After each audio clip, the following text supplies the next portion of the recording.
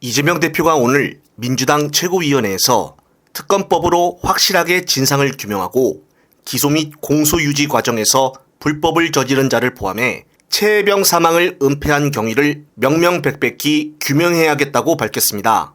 그러면서 이 대표는 박대령이 무죄 판결을 받은 것은 축하하지만 그동안에 치렀을 엄청난 비용과 고통, 시간은 어떻게 할 것인가라며 무죄가 뻔히 예상이 되는데 기소해서 고통을 준 것도 모자라 아마 또 항소하고 상고할 것이라고 주장했습니다. 따라서 특검을 통해 제대로 수사해 누가 범인인지 국힘당은 반대하지 말고 한번 따져보자라는 얘기입니다. 비상계엄으로 잠시 미뤄진 최상병 특검이 이젠 무죄로 판결이 나와 그동안 박대령과 나라를 엉망으로 만든 범인들이 누구인지를 꼭 밝혀내어 국민들의 한을 풀어야 할 것입니다.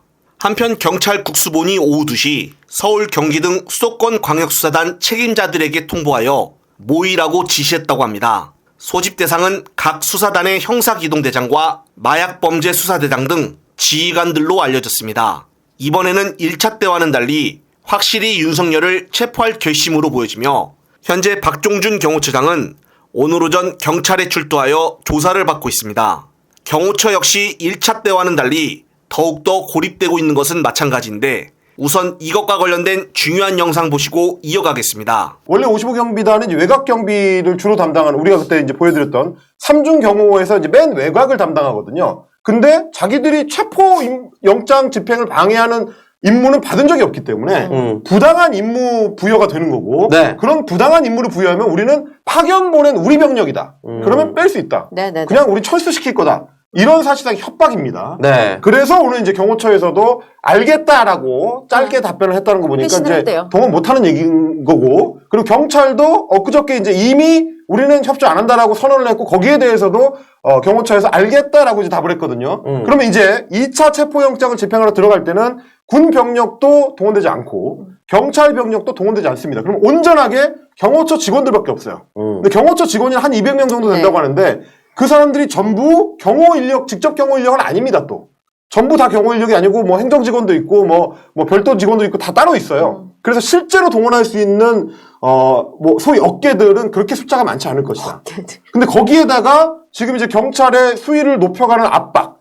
경호처장은 지금 이제 체포영장을 준비를 하고 있고, 네. 그리고 아마 체포영장이 발부가 되면 2장을 들고 가겠죠. 네. 오른손엔 대통령 체포영장, 왼손엔 경호처장 체포영장. 네. 이거 들고 갔을 때 막아설 수 있는 놈이 과연 있겠냐? 없죠. 라는 얘기가 나오고, 그리고 여차하면 앞에 입건 예정되어 있는 26명처럼 너도 나중에 처벌받아 이렇게 박아놓고 가기 때문에 아마 2차 때는 생각하는 것만큼의 저항을 못할 가능성이 높지 않을까. 네, 그렇습니다. 서로 양측에서 사고 없이 윤석열을 체포하여 무난하게 일처리가 되기를 국민들은 바라고 있습니다. 지금 윤석열은 계속적으로 선동하여 내란에 이어 내전까지 일으키고 있습니다. 심지어 이상한 여론조사를 발표해 극우 지지자들을 결집한 가운데 오늘은 갤럽 여론조사까지 새로 나왔습니다.